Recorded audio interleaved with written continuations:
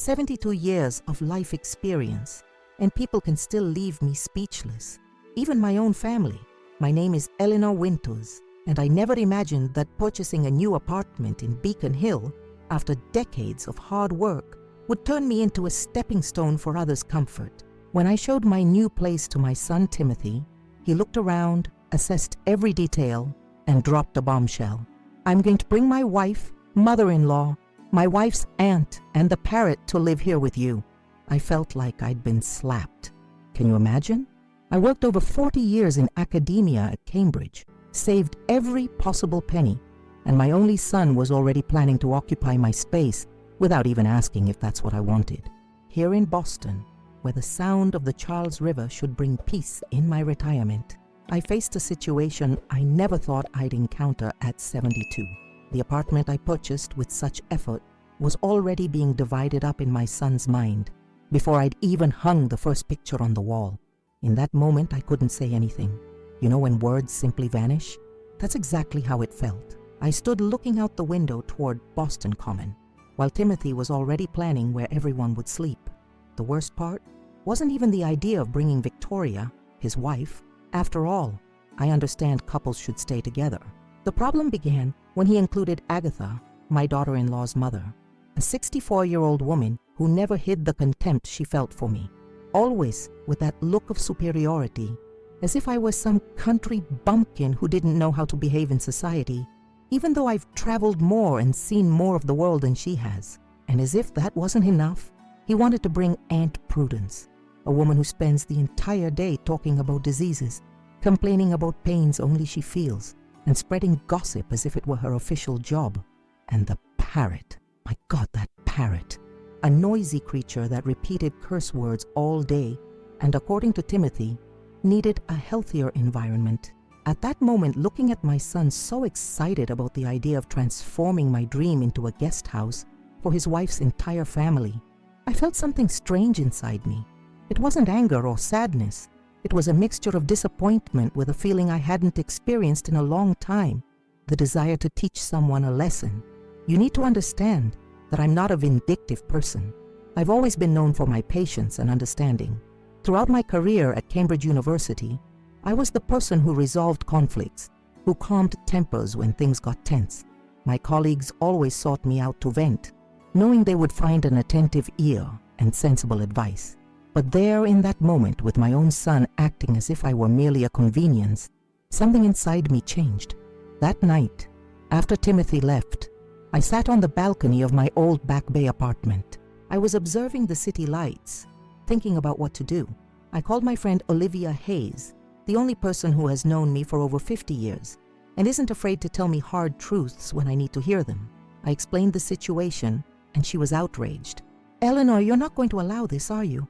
After everything you went through to raise this boy alone, after all the overtime you put in to pay for his education, now he wants to turn your home into a shelter for his wife's family." Olivia's words echoed in my mind. She was right. I raised Timothy practically alone after my husband passed away, when our son was only 12. I worked double shifts, made sacrifices, gave up relationships, all to ensure he had a good education and opportunities I never had. And now, in my old age, when I could finally enjoy the fruits of my labor, he acted as if it all naturally belonged to him too. It was during this conversation with Olivia that the idea began to take shape. I had 2 apartments, the new one in Beacon Hill that I'd just bought, and the old one in Back Bay that I was preparing to rent out.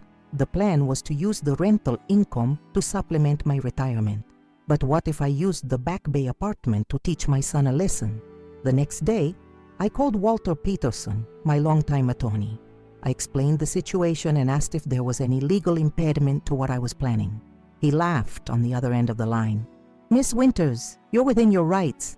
The apartments are yours, purchased with your money. You can do whatever you want with them, including playing a trick on your son to teach him to respect you." With Walter's approval, I began implementing my plan. I spent an entire week preparing the Back Bay apartment. I left dirty dishes in the sink, scattered clothes on the floor, didn't dust the furniture, put old and stained sheets covering some sofas, and even asked the upstairs neighbor, who had a leakage problem, to let some water seep through to create stains on the living room ceiling.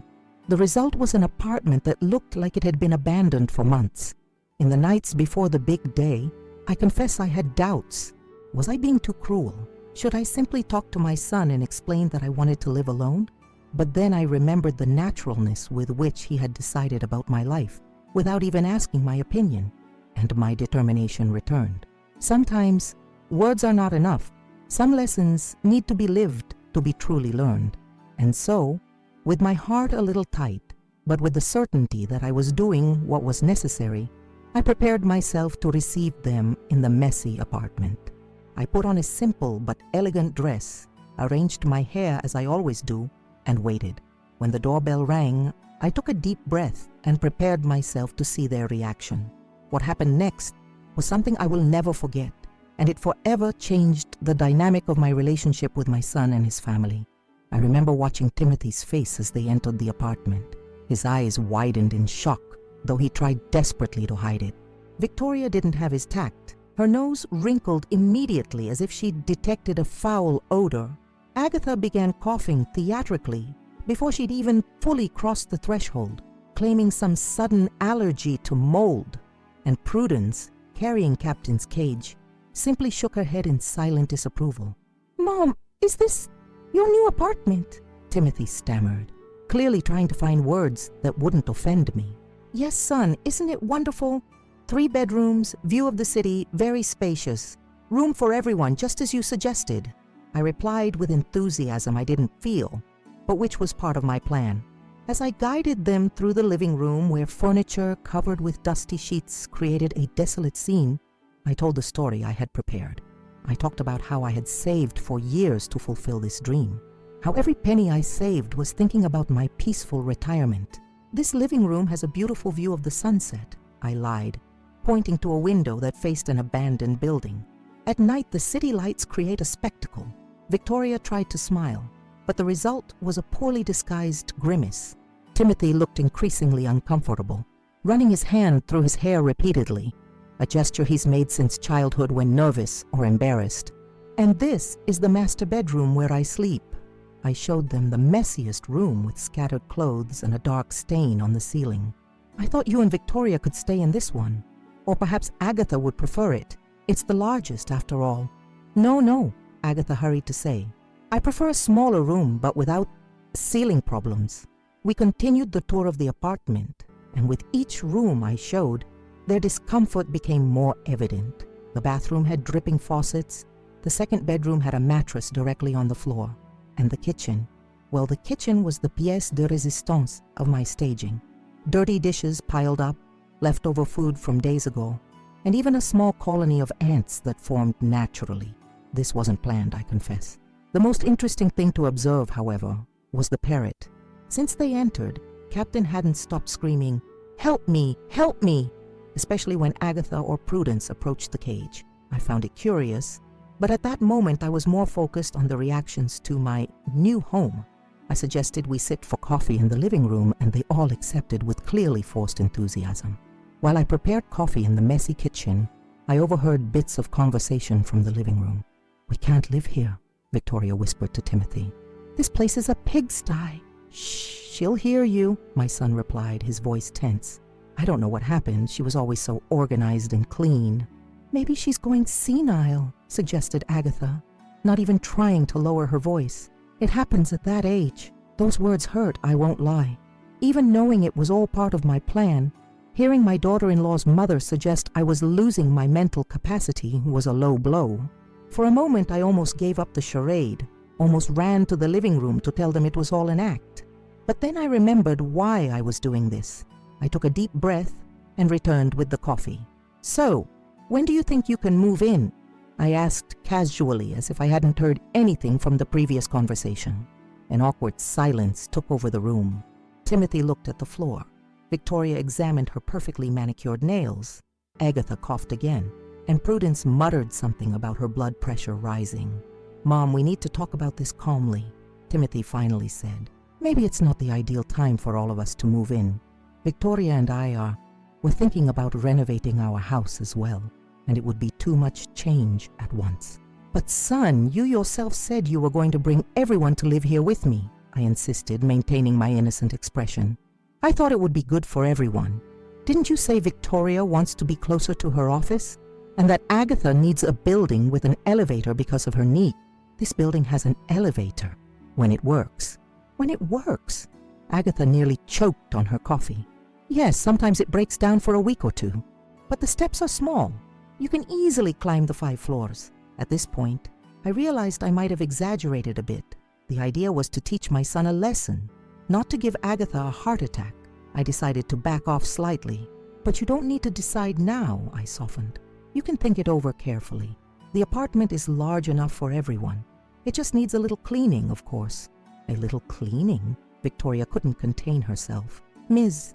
Winters, with all due respect, this place needs a complete renovation. There's mold on the walls, the sink is clogged. There are ants in the kitchen. Details, my dear, I replied with a smile. When we live together, we solve all these things quickly.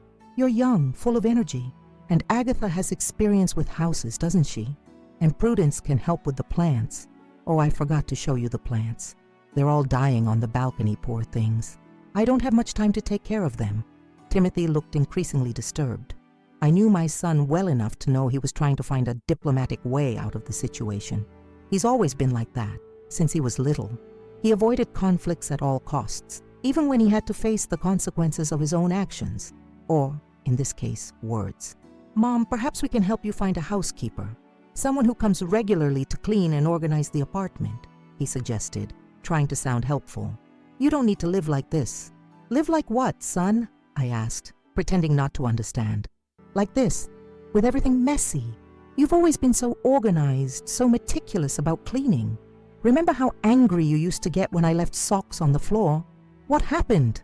This was the moment I'd been waiting for. The perfect opening to start unfolding my plan. Oh, son, what happens is that we get older and start to realize what really matters in life, I philosophized, sitting down on the dusty sofa. Material things are just material things. The important thing is having family nearby, isn't that right? That's why I was so happy when you suggested bringing everyone to live here with me. The discomfort in the room was palpable. Victoria seemed to be mentally calculating how much it would cost to renovate the entire apartment. Agatha continued coughing, now with a handkerchief covering her nose. Prudence muttered something about humidity being bad for her bones. And Captain wouldn't stop screaming, "Help me!" Does this parrot only know how to say that? I asked, genuinely curious. Unfortunately, yes, replied Prudence, looking irritated. He's very noisy. Actually, I thought maybe you'd like to keep him, Eleanor, for company. Oh, so you're not bringing the parrot to live here anymore either? I asked, with studied innocence. Well, if we're not all coming, Prudence began, but was interrupted by a stern look from Timothy. Mom, shall we have lunch? We can talk more about this during the meal, my son suggested, clearly trying to change the subject. Great idea. I prepared some delicious food, I announced, standing up. I hope you like beef stew. I made it yesterday, but it should still be good. Yesterday? Victoria looked horrified. Or maybe the day before yesterday, I don't remember exactly, I added, watching the panic grow in her eyes. I led everyone to the kitchen table, where I had prepared a meal that appeared to have been made days ago. In reality, I had cooked everything that very morning, but added some special touches to give the impression of old food. A bit of excess oil floating in the broth, some deliberately overcooked vegetables, a sloppy presentation. While serving the stew in slightly dirty plates, just stained with food coloring, I confess, I noticed Timothy looking at me with an expression I hadn't seen in a long time. It was genuine concern. For a moment, I almost felt guilty. My son really thought I was living in these conditions, that I had neglected myself so much over the years. But then I remembered the naturalness with which he had decided about my life, about my space, about my retirement, as if I were just a detail in his plans, and not a person with my own desires and needs. The guilt dissipated, giving way to determination to continue with the plan to the end. During lunch, the conversation was forced and artificial. Everyone politely complimented the food, although they barely touched it. I invented stories about noisy neighbors, about how the plumbing used to clog every week, about the doorman who showed up drunk on payday. each story more absurd than the last, watching the looks of horror intensify. And here, on weekends, there's a samba at the bar on the corner that goes until 5 in the morning, I continued, serving more stew that nobody wanted. At first it bothered me, but now I've gotten used to it. Sometimes I even go down to dance a little. Timothy choked on his water. I always knew he had an image of me as the traditional mother, who went to Mass on Sundays and went to bed early. The idea of his 72-year-old mother sambering until dawn clearly disturbed him. "Mom, you never liked noise," he commented, trying to recognize me in that character I was creating. "People change, son. Maybe I was repressed all these years, always so proper, so organized. Now I'm free to be whoever I want to be." After lunch, I suggested everyone rest a bit. I offered the master bedroom to Timothy and Victoria to try out, since it would soon be theirs anyway. My daughter-in-law's eyes widened in panic. "Actually, we need to go," she said quickly. "I have an appointment later." "Me too," Agatha hurried to agree. "And I need to take my medication," added Prudence. Only Captain seemed willing to stay, continuing with his incessant cry of, "Help me." I began to find it really strange. When everyone was preparing to leave, much earlier than planned, I decided it was time to have a serious conversation with my son. I asked him to stay a bit longer, saying we needed to talk privately. Victoria seemed relieved to be able to escape, and soon she, Agatha, and Prudence were saying goodbye, vaguely promising to visit again. Soon, as soon as we were alone, Timothy sat down on the living room sofa, clearly worried. I could see in his eyes that he was formulating some careful speech, probably to suggest that I sell this horrible apartment and go live with them, or perhaps to check me into some elegant nursing home. "Mom, I'm worried about you," he began, confirming my suspicions. "You've never been like this. This place, it's not you. The mess, the dirt, the stories about samba until dawn. What's happening?" It was the moment to reveal everything. I looked at my son, at the man I raised alone after his father passed away, to whom I gave everything I could and even what I couldn't. I took a deep breath and prepared to tell the truth. "Timothy, this is not my new apartment." He stared at me, bewilderment written across his face. His eyes darted around the messy environment as if seeking some explanation in the water stains on the ceiling. "What do you mean this isn't your new apartment?" he asked slowly. "This is my old Back Bay apartment, the one I'm preparing to rent out. The new apartment is in Beacon Hill, overlooking the Common, and it's impeccably clean and organized, exactly as I've always kept my home." My son blinked a few times, processing the information. I watched understanding slowly dawn on his face, followed by a wave of redness that started at his neck and rose to his ears, exactly as happened when he was caught in some mischief as a child. "I don't understand, Mom. Why did you bring us here then? Why did you stage this charade?" I stood up and walked to the window. From there I could see a patch of sky between the buildings, nothing compared to the stunning view I had from my actual new apartment. When I turned to face my son, my voice came out firmer than I expected, because I wanted to see your reaction. I wanted to know if you were really interested in living with me, or just in my new apartment in Beacon Hill. Timothy opened his mouth to protest, but closed it again. There wasn't much he could say, not after the way they had all reacted upon seeing the state of the apartment. "Timothy, when you walked into my new apartment and said, without even asking my opinion, that you would bring your wife, your mother-in-law, her aunt, and even a parrot to live with me, I felt as if I'd been slapped, as if I weren't a person with my own desires, just a means to solve your problems or satisfy your wishes." My son lowered his eyes, the shame evident in his posture. I continued now that I had started. I needed to get everything out. After working for more than 40 years, raising you alone after your father's death, giving up so many things to ensure you had a good education, I thought I deserved a space of my own, a place where I could enjoy my retirement in peace, entertain my friends, read my books with the sound of Boston Common in the background. "Mom, I didn't think—" "Exactly, son. You didn't think. You decided for me, as if I no longer had the ability to make my own decisions. And the worst part, you brought your family to evaluate the property, as if that's all it was, a material possession, not the dream I'd saved for my entire life." At this moment, I realized silent tears were streaming down my face. It wasn't my intention to cry, to show vulnerability, but there I was at 72, trying to explain to my son why I deserved to be respected. Timothy stood up and came to me. I expected to see irritation on his face, maybe even indignation at having been deceived. But what I saw was something different, a painful understanding, the perception of a mistake he hadn't realized he was making. "I'm sorry, Mom," he said, his voice breaking. "I really didn't realize how my words sounded. I didn't mean to disrespect you or your choices." I wiped away the tears and sat down again. Now came the hardest part of the conversation.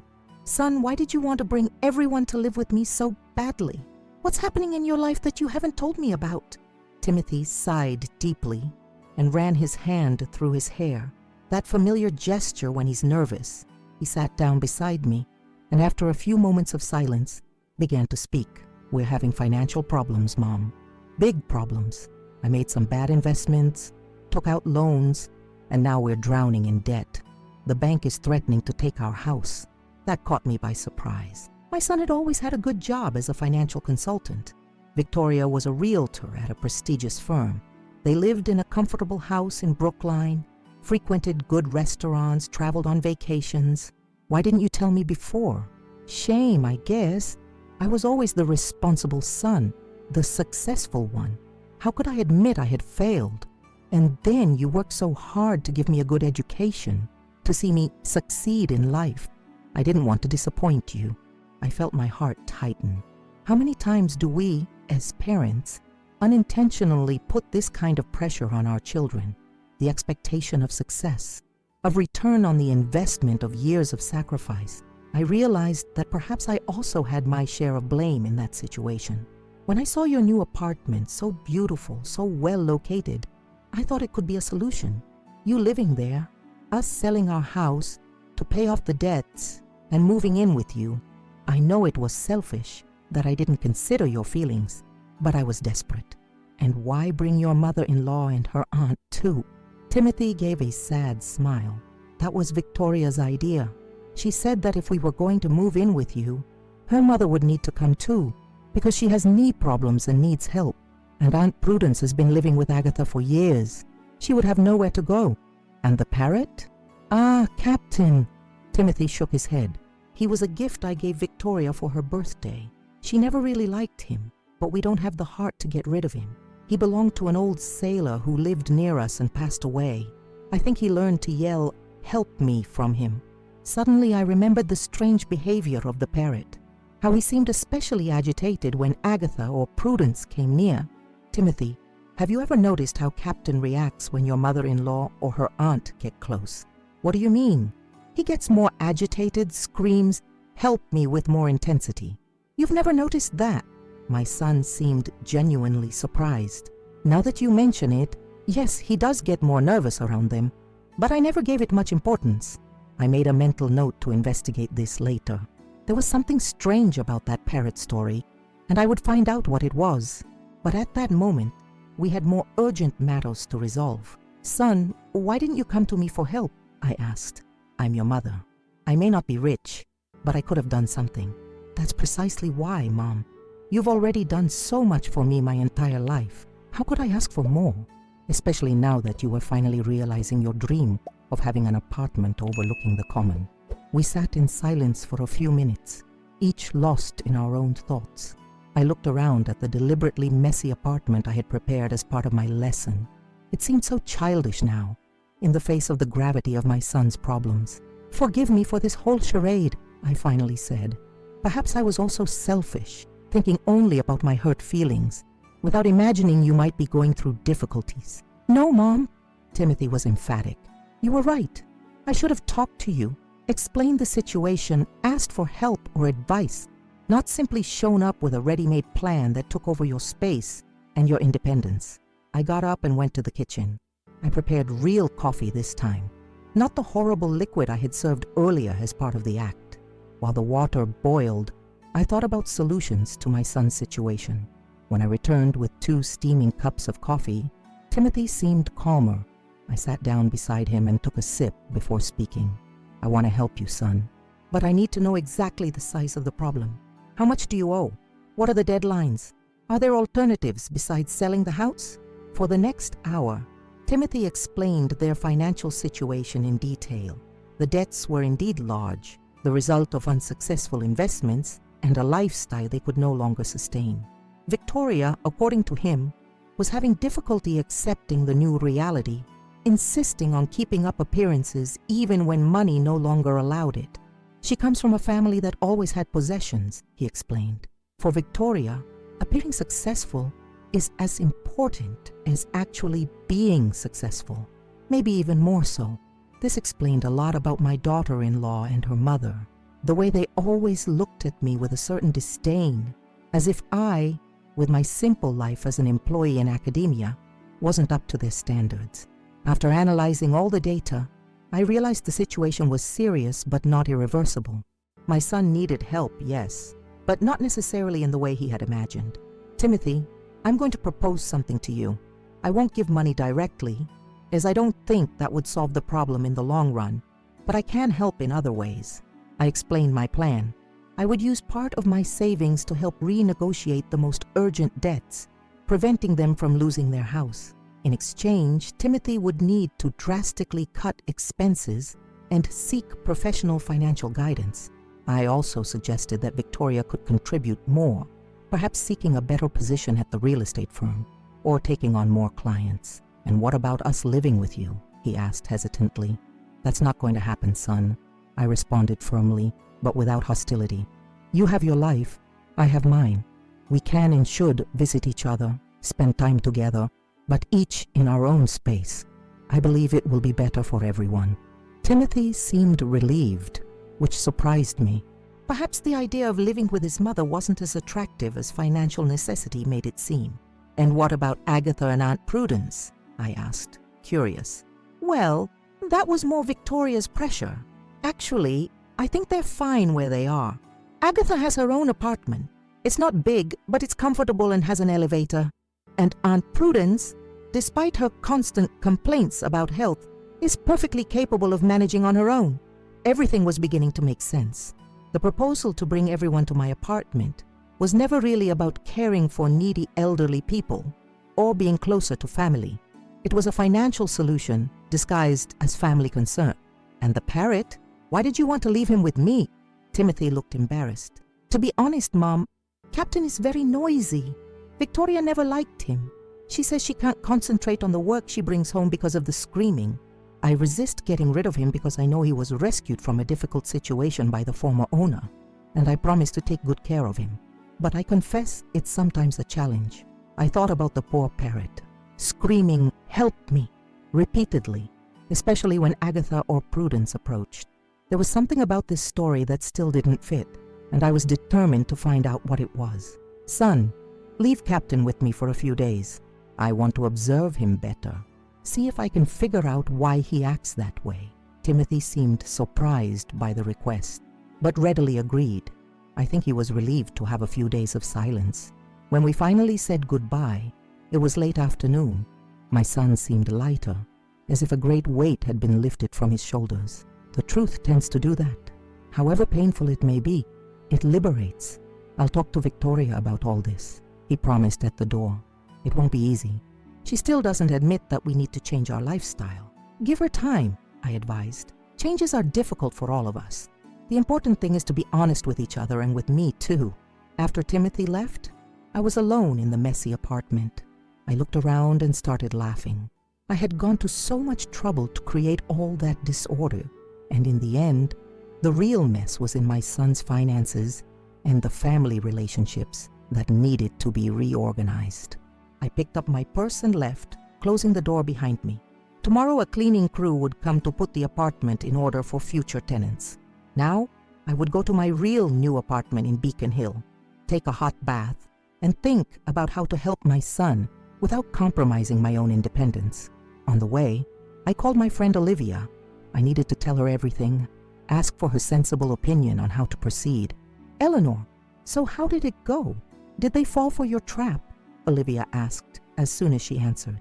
"They did, Olivia, but I discovered the story was more complicated than I imagined." I told her about Timothy's financial problems, about Victoria's plan to bring her mother and aunt, and about the strange behavior of the parrot. "This business with the parrot is very suspicious," Olivia commented when I finished. "Why would an animal get so agitated around certain people? I think something's wrong there." "I think so too. That's why I asked to keep him for a few days. I'll observe him more closely, maybe discover what's happening." "And what about your son? Are you going to help him with the debts?" "I will, Olivia. He's my son after all. I can't turn my back when he really needs me, but I'll do it my way, establishing clear boundaries." "You've always been like that, Eleanor. Soft heart, but hard head. That's why I admire you so much." I laughed at my friend's comment. It was true. No matter how much I tried to act tough, deep down, I couldn't deny help to those I loved. But this time would be different. I would help, yes, but without giving up my independence, my space, my dreams. When I arrived at my real apartment in Beacon Hill, I sat on the balcony and watched the common. The sun was setting on the horizon, tinting the sky orange and pink. I breathed deeply, feeling the cool breeze on my face. This was my place, my little corner in the world after so many years of hard work. The next day, I went to pick up Captain from Timothy's house. My son had prepared a small bag with bird food and a few toys. When I arrived, Victoria was pointedly absent, but Agatha and Prudence were there, supposedly to help with the transfer. "Are you sure you want to take this noisy creature, Eleanor?" Agatha asked, her tone suggesting I was making a grave mistake. "He'll keep you up all night with that incessant screaming." "I'm sure, Agatha. I think a change of environment might do him good." "Good luck with that," Prudence muttered, moving away from the cage. As Captain began his now familiar cry of, "Help me," I noticed how both women kept their distance from the parrot, how they seemed almost afraid of him. Not afraid in the physical sense, but as if the bird represented some kind of threat.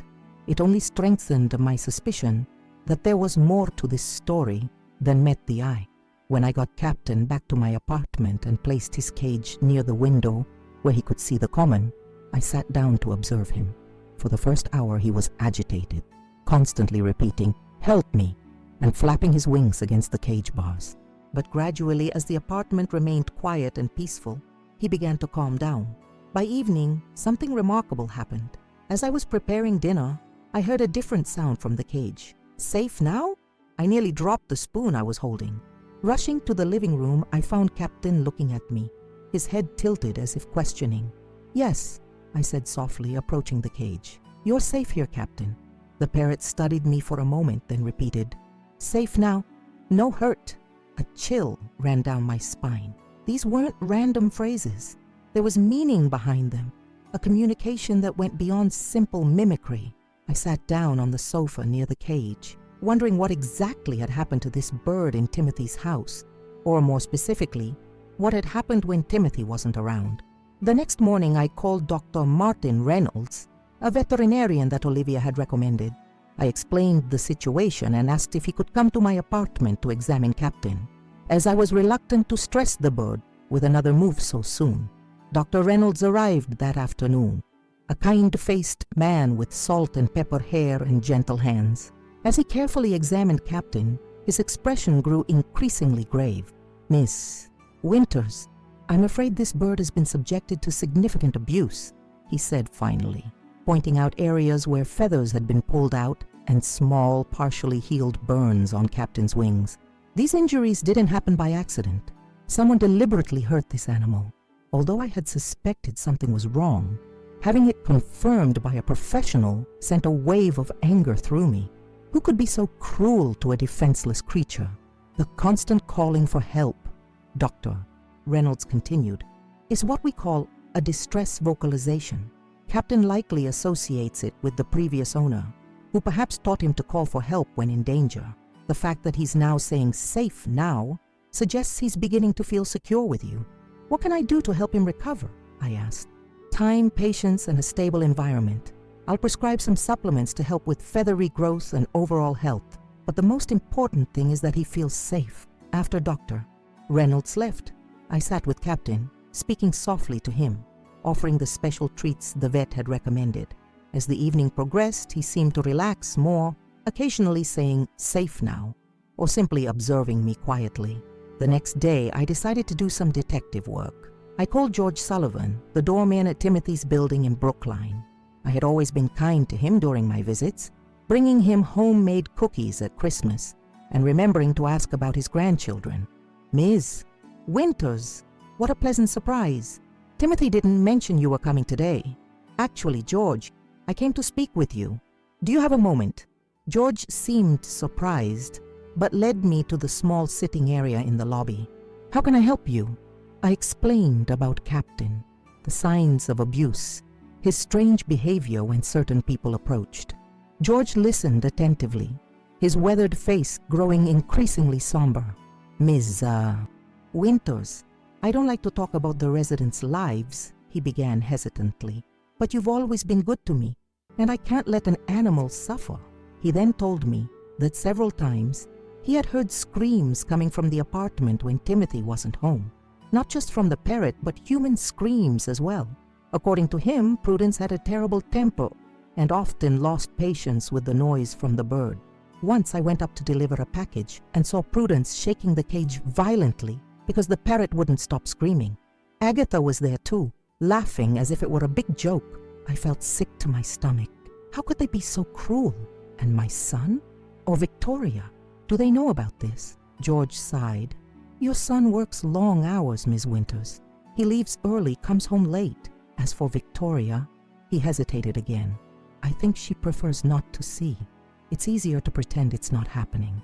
I thanked George for his honesty and promised that Captain would be safe with me. On the way home, my determination grew. I would not allow Captain to return to that house of horrors. When I arrived at my apartment, Captain greeted me with a new phrase. Eleanor good, Eleanor kind. Tears sprang to my eyes. This intelligent creature who had suffered so much was already beginning to trust me. I spent the evening talking to him, playing soft classical music, and offering him the healthy treats Dr. Reynolds had recommended.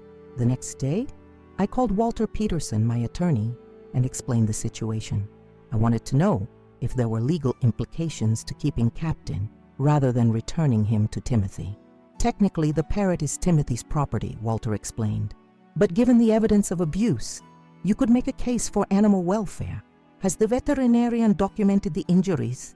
Yes, he provided a detailed report. Good. That will help if it comes to legal action, though I doubt Timothy would pursue that route, especially if he understands the full situation. Armed with the veterinarian's report and George Sullivan's testimony, I felt prepared to confront Timothy about Captain's situation.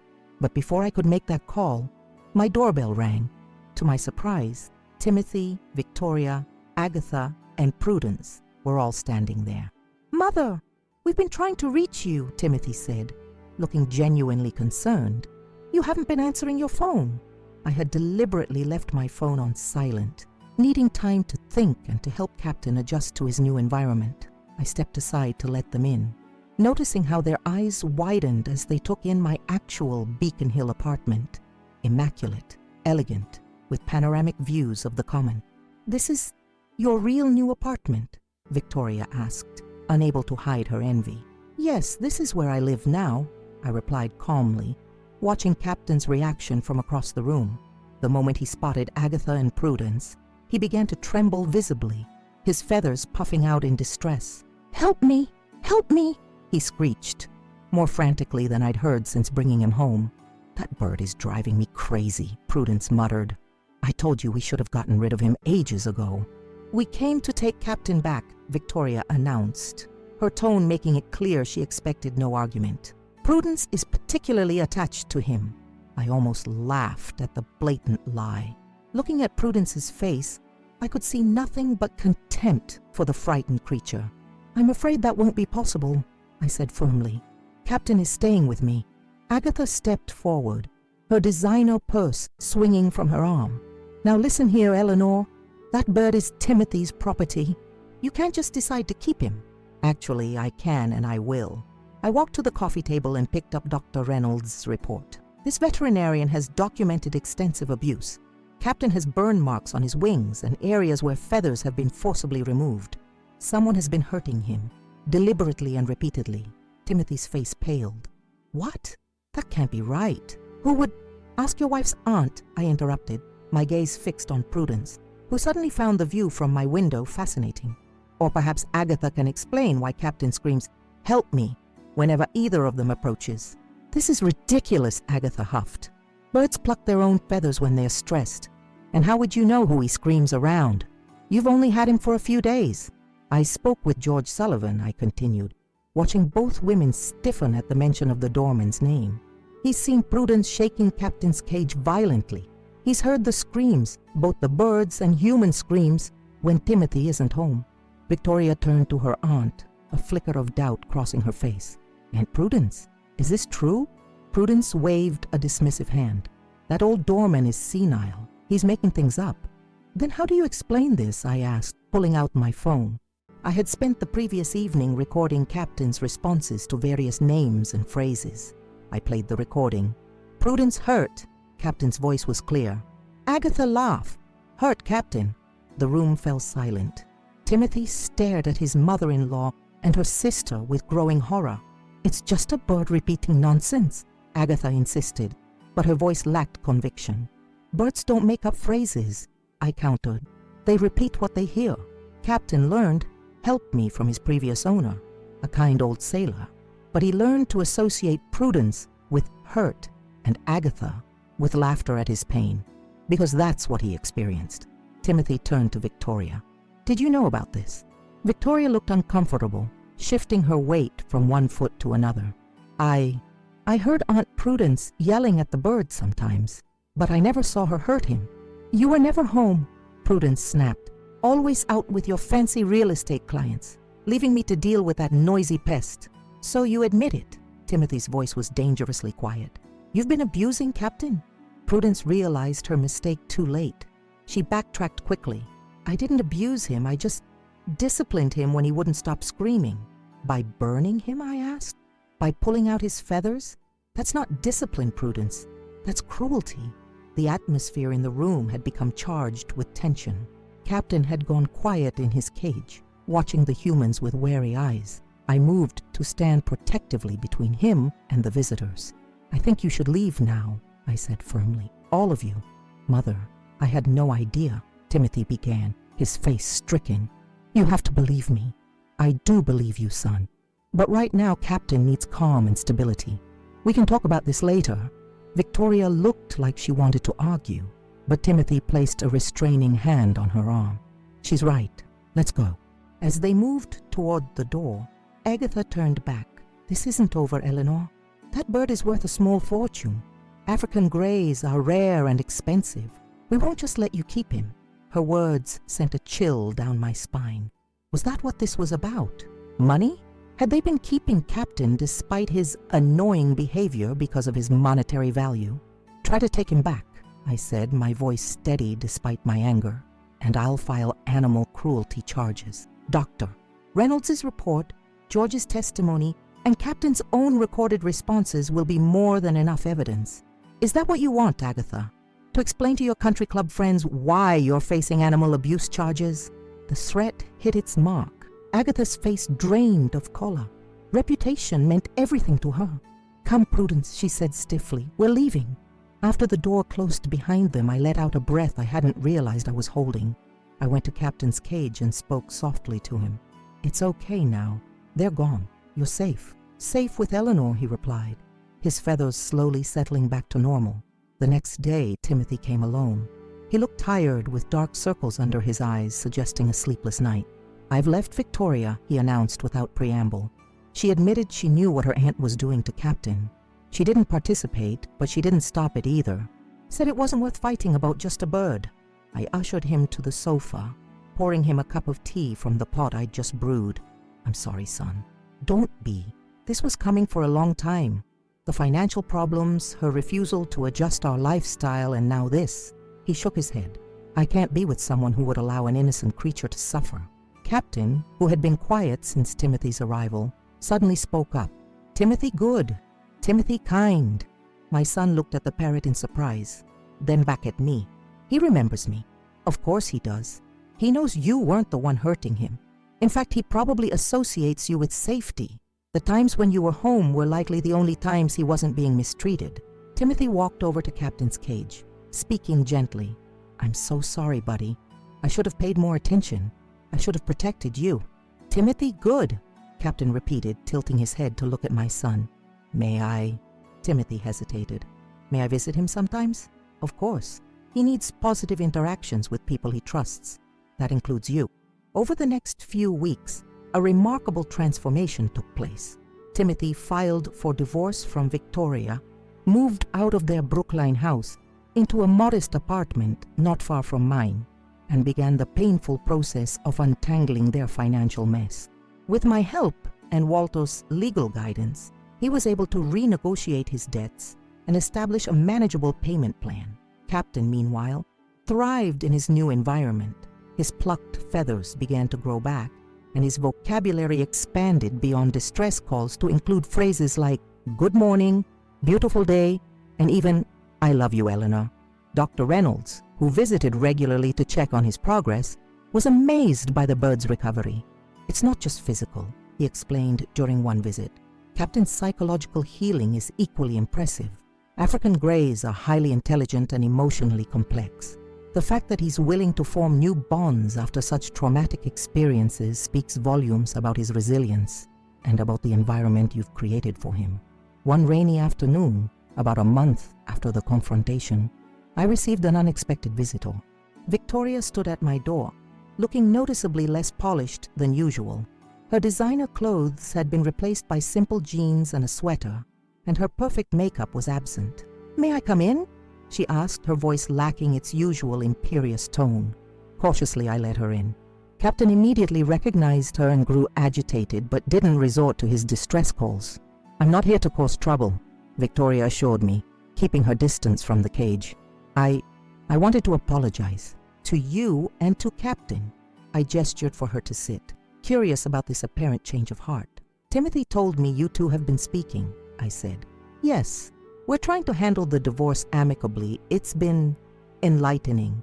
She looked down at her hands. I've been seeing a therapist. She's helping me understand some patterns in my life.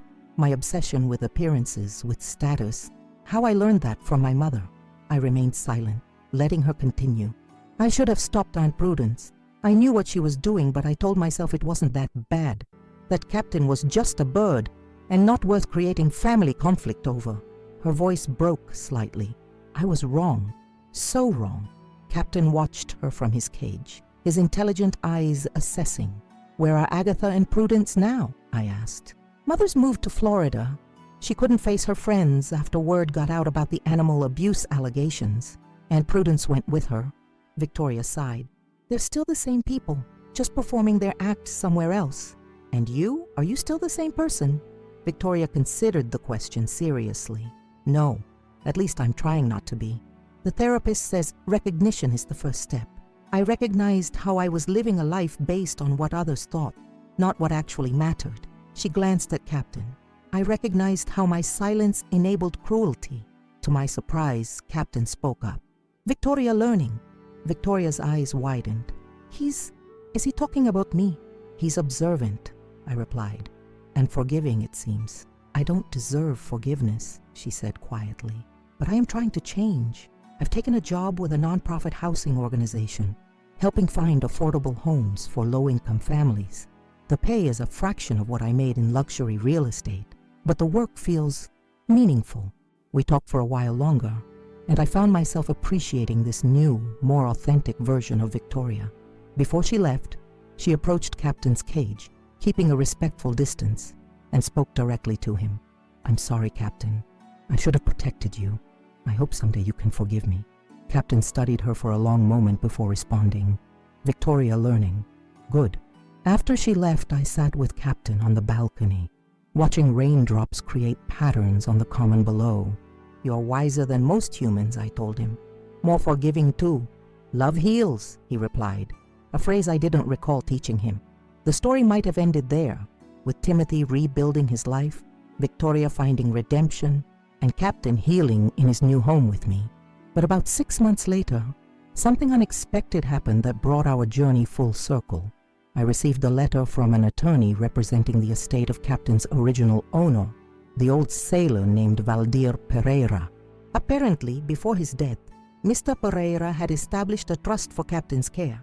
with specific instructions that if the bird showed signs of distress or mistreatment, an investigation should be launched. The lawyer had been monitoring the situation discreetly and had gathered enough evidence about Prudence's abuse to trigger the trust provisions. To my astonishment, the trust included a substantial sum for Captain's lifelong care and a small cottage on the Massachusetts coast that had belonged to Mr. Pereira, which was to go to Captain's permanent caretaker. Mr. Pereira loved that bird-like family, the lawyer explained when we met. He knew he was dying and worried about Captain's future. He chose your son initially because Timothy had shown kindness to both him and Captain during Mr. Pereira's illness. But he was wise enough to include provisions in case things didn't work out. And now? I asked. Now, Miss Winters, the trust recognizes you as Captain's rightful guardian. The cottage and the funds are yours to use for his care and your mutual benefit. The coastal cottage turned out to be a charming 2-bedroom home in Rockport, overlooking the Atlantic. On our first visit, Captain became extraordinarily animated, flying from perch to perch, chattering excitedly. Home! Valdir home! Ocean home! He remembered. This had been his first home, with the kind sailor who had raised him from a chick. As I watched him joyfully exploring the familiar space, I felt a profound sense of things coming full circle. That summer, I decided to spend weekends at the cottage, with Timothy often joining us. Captain thrived in the sea air, his vocabulary expanding to include nautical terms that must have been buried in his memory from his time with Valdir. Life has a curious way of surprising us, even at 72. As the seasons changed, my unexpected guardianship of Captain and the discovery of the cottage in Rockport transformed what should have been a quiet retirement into something far richer and more meaningful than I ever anticipated. By early autumn, I had made a decision that surprised even me. I would sell my Beacon Hill apartment and move permanently to the seaside cottage. The city had been my home for decades, first as a professor at Cambridge, then in my retirement.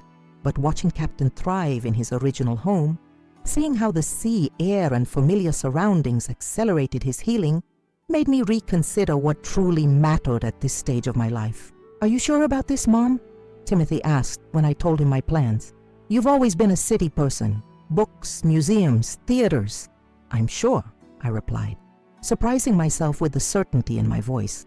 "I can still visit the city whenever I want. But here," I gestured toward the window where the Atlantic stretched to the horizon. "Here is where Captain needs to be, and I find I need it too." The cottage itself needed some updating.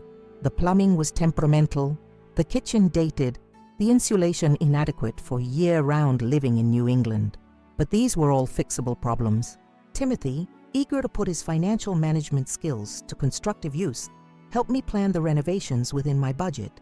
The trust set up by Mr. Pereira provided ample funds for Captain's care, which included ensuring his home was comfortable and safe. As work began on the cottage, I learned more about Valdir Pereira from neighbors who had known him. He'd been a merchant marine for 40 years, sailing around the world before retiring to this quiet spot on the Massachusetts coast.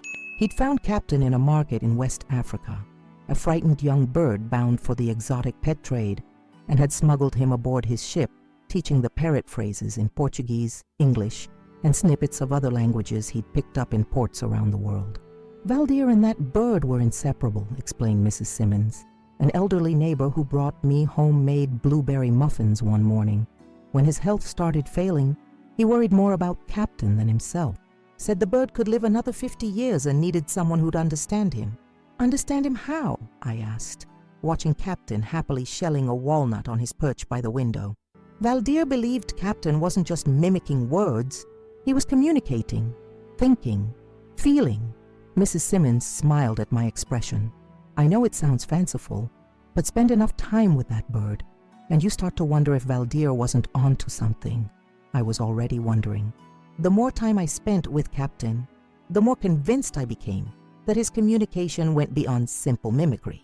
He used phrases contextually, responded to conversations, and sometimes combined words in ways I had never taught him. Dr. Reynolds confirmed that African greys were among the most intelligent birds. capable of understanding concepts like numbers, colors, and even abstract ideas like absence or difference. There's still so much we don't know about avian cognition, he explained during a checkup at the cottage. But I've never seen a bird quite like Captain. His ability to engage is remarkable. As the renovation work continued through autumn, Timothy spent more and more time at the cottage. He took a remote position with a financial consulting firm, allowing him to work from anywhere with an internet connection. Often, he'd set up his laptop at the kitchen table, with Captain perched nearby, occasionally offering commentary. "Numbers wrong," Captain would sometimes say, peering at Timothy's spreadsheets. We'd laugh, but more than once, Timothy discovered errors in his calculations after Captain's pronouncement. "Either this bird understands basic accounting, or he has the world's luckiest timing," my son joked one evening as we sat on the porch watching the sunset. "Maybe both," I suggested. Valdir was a ship's quartermaster for many years. He would have worked with inventories, accounts, supplies, and Captain would have watched and listened, Timothy finished, looking at the parrot with newfound respect. By Thanksgiving, the major renovations were complete, and I officially moved from Beacon Hill to Rockport. Timothy helped me transport my most treasured possessions, my books, my grandmother's china, photographs, and the small antique desk where I'd graded papers for decades.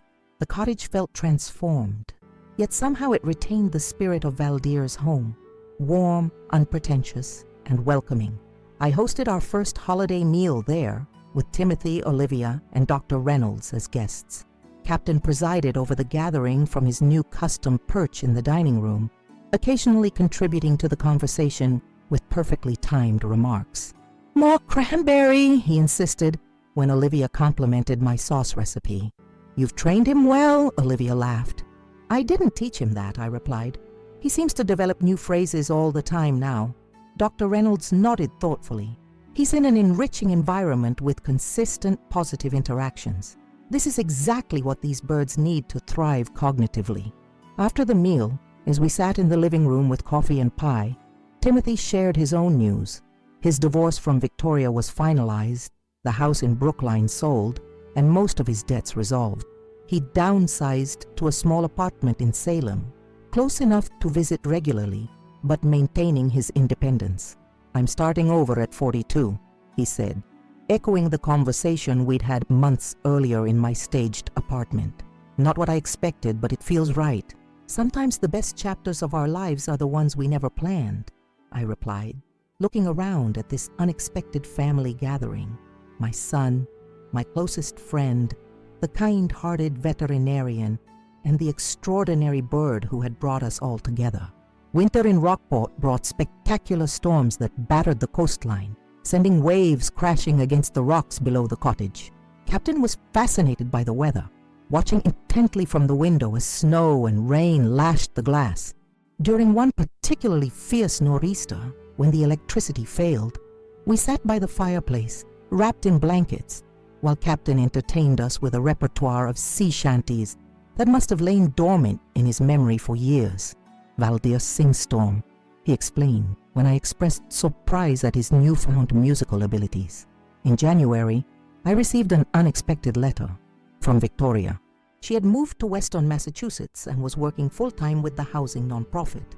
Finding her work deeply satisfying, she enclosed a generous donation to a local animal welfare organization in Captain's name, writing that she wanted to make amends in some small way for her failure to protect him. I showed the letter to Timothy, unsure how he would react. "She's trying," he said after reading it. "That's more than can be said for her mother or aunt." Indeed, we had heard through mutual acquaintances that Agatha and Prudence were causing drama in their Florida retirement community, their toxic behaviors finding new targets. Some patterns, it seemed, were too deeply ingrained to change. As winter gave way to spring, the cottage garden burst into life. I discovered Valdir had been an avid gardener, planting native species that attracted butterflies and birds. Captain loved to sit on the porch, protected in a spacious outdoor cage, where he could feel the breeze and call to the wild birds that visited the feeders. "Captain Teach," he would announce, then proceed to mimic the calls of chickadees, cardinals and finches with astonishing accuracy. The wild birds would cock their heads in confusion, sometimes responding to his imitations. One bright May morning, as I was tending to the garden while Captain supervised from his outdoor cage, a car pulled into the driveway. I didn't recognize the vehicle, a modest sedan with New York plates. A middle-aged man emerged, looking uncertainly at the cottage, then at me. "Miss Winters," he called. "Eleanor Winters." "Yes." I straightened, brushing soil from my gardening gloves. "My name is Paulo Pereira. Valdir Pereira was my uncle." He approached, offering his hand. "I've been trying to find you for months." I invited him inside, making tea while he explained his presence. He'd been living in Brazil when his uncle passed away, and had only recently learned about the trust established for Captain and the provisions made for his care. Uncle Valdir and I corresponded regularly, but he never mentioned creating a trust or leaving the cottage to Captain's caretaker, Paulo explained. "I thought the property had been sold years ago." "I'm sorry if this has caused any confusion," I said, suddenly worried that Valdir's nephew might contest the arrangement. "The lawyer handling the trust contacted me after evidence of Captain's mistreatment came to light." Paulo shook his head. "I'm not here to challenge anything. I just wanted to meet the person caring for Captain and see if my uncle's wishes were being honored." He glanced toward the porch, where Captain was visible through the window.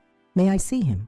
I led Paulo outside, watching carefully as he approached Captain's cage. The parrot immediately grew alert, studying the newcomer intensively. "Olá, Captain," Paulo said softly in Portuguese. "Você se lembra de mim? Do you remember me? I visited Uncle Valdir many summers ago." Captain tilted his head, his intelligent eyes fixed on Paulo's face. Then, to my amazement, he responded in Portuguese, a language I had never heard him speak before. Paulo's eyes widened, then filled with tears. He turned to me. "He remembers me. He just said, 'Paulo from Brazil brings mangoes.'" He laughed through his tears. "I always brought tropical fruits for Uncle Valdir when I visited." Captain loved mangoes. For the next hour, Paulo shared stories about his uncle and Captain's early years. He'd brought photo albums and letters that filled in gaps in my knowledge about Valdir's life and his deep bond with the remarkable bird now in my care. Uncle Valdir would be so happy to see Captain here, in his home, with someone who understands his value, Paulo said as he prepared to leave. He worried constantly about what would happen to him. "He's part of my family now," I assured him. "And yours too, if you'd like to visit whenever you're in the area." Paulo nodded gratefully. "I'd like that very much. Captain is my last connection to my uncle." After Paulo's visit, Captain seemed particularly contemplative, perching quietly on his favorite spot by the window overlooking the sea. That evening, he surprised me with a phrase I'd never heard before. "Family circle wide," he said, looking from me to the photos of Timothy, Olivia, and now Paulo that I had arranged on the bookshelf. "Love makes family." I felt tears spring to my eyes. "Yes, Captain, love makes family." As summer approached, the cottage felt truly like home. Timothy visited nearly every weekend, sometimes bringing colleagues or new friends. Olivia came regularly, delighting in Captain's growing vocabulary and the peaceful environment of the coast. Dr. Reynolds stopped by, not just as a veterinarian but as a friend, bringing new toys for Captain and articles on avian cognition for me. Even Victoria visited once, tentatively at first, then with growing comfort as Captain showed no distress in her presence. She had continued her personal growth, enrolling in social work courses and volunteering at an animal sanctuary on weekends. One perfect June evening, as I sat on the porch with Timothy, watching the sun sink toward the horizon in a blaze of orange and pink, I reflected on the extraordinary journey that had brought us to this place. "You know, Mom," Timothy said, breaking our companionable silence, "when I first saw your new apartment in Beacon Hill and made that thoughtless comment about moving everyone in with you, I never imagined it would lead to all this." "Neither did I admitted. "I was just trying to teach you a lesson about respecting my space and independence." "I learned that lesson," he chuckled, "and so many more." Captain, who had been quietly preening on his perch, suddenly spoke up. "Eleanor wise teacher, Timothy good student." We both laughed, and Timothy reached out to gently stroke the bird's head, a sign of trust and affection that would have been unthinkable months ago when Captain feared human touch. The wisest teacher of all might be Captain, I suggested. He's taught us about resilience, forgiveness, and the healing power of finding where you truly belong. As darkness fell and the first stars appeared over the Atlantic, I felt a profound sense of contentment. My 72nd year had brought challenges I never expected: a confrontation with my son, the discovery of cruelty in my extended family, and the responsibility of caring for an abused bird. But it had also brought unexpected gifts: a deeper relationship with Timothy, a beautiful home by the sea, and the extraordinary companionship of Captain, whose intelligence and spirit continued to amaze me daily. I had purchased an apartment in Beacon Hill, thinking it would be the perfect place for a quiet, independent retirement. Instead, I had found something far more valuable: a new purpose, a strengthened family bond, and the knowledge that even in our 70s, life can open doors to adventures we never imagined. As if reading my thoughts, Captain offered one final comment before settling in for the night. New nest better, family together, Eleanor home. And he was right. After all these years, I had finally found my true home, not in the elegant apartment in Beacon Hill, but in a weathered cottage by the sea, with an extraordinary bird and the family we had built together, bound not by obligation, but by choice and love. Never in my 72 years did I imagine that purchasing an apartment would lead to such profound transformation in my life. What began as a simple desire for independence in my retirement years, a beautiful Beacon Hill apartment overlooking Boston Common, became the catalyst for uncovering painful truths, forging deeper connections, and ultimately finding a more authentic life than I ever could have planned. When my son Timothy casually announced his intention to move his entire extended family into my new space without even asking my permission, I felt invisible, as if my wishes and autonomy didn't matter. My plan to teach him a lesson by showing them a deliberately disheveled apartment revealed far more than I anticipated: Timothy's financial struggles, Victoria's obsession with appearances, and most disturbingly, the abuse Captain had been suffering at the hands of Prudence and Agatha. Life has a way of surprising us with its interconnections. Had I not staged that apartment viewing, had I not noticed Captain's distress when certain people approached, had I not investigated further, what would have happened to that remarkable bird? Would Timothy have continued in an unhappy marriage built on facades and financial deception? Would I have remained in my elegant but somewhat isolated Beacon Hill apartment, missing the opportunity to discover Valdir's coastal cottage and the fulfillment it brought me? The journey taught me several powerful lessons that I carry with me every day as I watch the waves break against the Rockport shore. First, establishing boundaries is not selfish. It's essential. By refusing to let my son and his family commandeer my space and my retirement, I ultimately helped him face reality and build a more authentic life. Sometimes the most loving thing we can do for others is to say no when necessary. Second, age is no barrier to new beginnings. At 72, I sold my city apartment, moved to a coastal cottage, and became the guardian of an extraordinary parrot. I formed new friendships, strengthened family bonds, and discovered passions I never knew I had. We are never too old to start a new chapter. Third, family is not defined by obligation or blood alone, but by choice and love. My family circle expanded in ways I never imagined, to include Captain, of course, but also Dr. Reynolds, Paulo Pereira, and even Victoria in her journey toward redemption. As Captain so wisely observed, love makes family. Fourth, standing up against cruelty matters, regardless of who perpetrates it or who suffers from it. When I discovered Captain's abuse, I could have looked the other way or told myself it was just a bird. Instead, by taking action, I not only saved him but helped expose the toxic dynamics that were harming my son as well. And finally, I learned that sometimes the life we carefully plan is not the life we truly need. My meticulously chosen Beacon Hill apartment represented what I thought retirement should look like: elegant, urban, independent. But the weathered cottage by the sea, with its garden for butterflies and space for Captain to heal, became the home my heart actually required. The unexpected twist of Valdir's trust, ensuring Captain would be cared for and providing for his caretaker, reminds me that kindness creates ripples we may never see. Valdir could not have known that his provisions for Captain would not only save the bird from abuse, but would give a retired professor a renewed sense of purpose and community in her later years. Timothy, too, found unexpected blessings in what initially seemed like disaster. Facing his financial problems honestly and ending his unhappy marriage freed him to rebuild on a more solid foundation. Now, as he visits the cottage each weekend and forms a trusting bond with Captain, I see him happier than he's been in years, living within his means, pursuing work that matters to him, and cultivating relationships based on authenticity rather than appearances. If you found my story meaningful, I hope you'll consider subscribing to Revenge Expected. Each week, we share stories of people who stood up for themselves when others crossed boundaries, not out of malice, but out of self-respect and the recognition that sometimes the kindest thing we can do is refuse to enable harmful behavior. Your subscription helps us continue bringing these important stories to light. By clicking the subscribe button, you'll join a community of people who believe in the power of establishing healthy boundaries and standing firm in your own worth.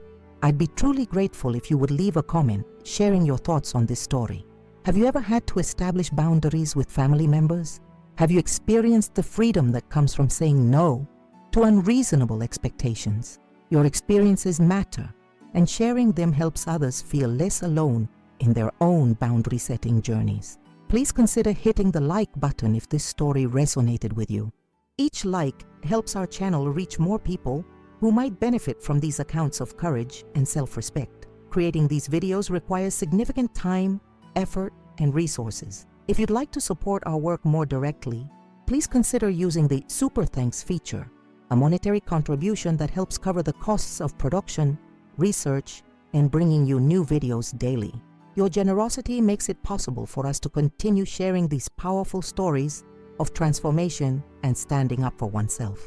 Whether your contribution comes in the form of a subscription, a comment, a like, or financial support through Super Thanks, please know that it matters deeply.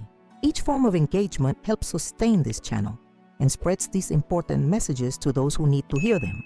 I never expected my story about an apartment, a parrot, and a deceptive family gathering to touch so many lives.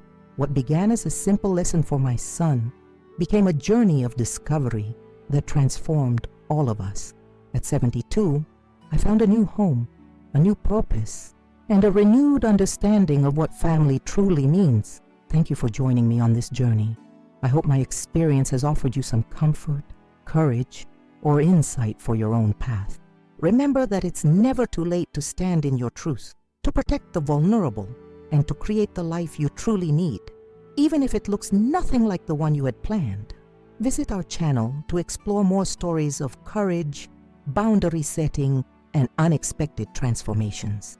From confronting workplace bullies to standing up to manipulative friendships, Revenge Expected covers the many ways people have reclaimed their power and dignity when others forgot they deserved respect. Until next time, this is Eleanor Winters, reminding you that sometimes the most important journey begins with a simple, powerful word: no.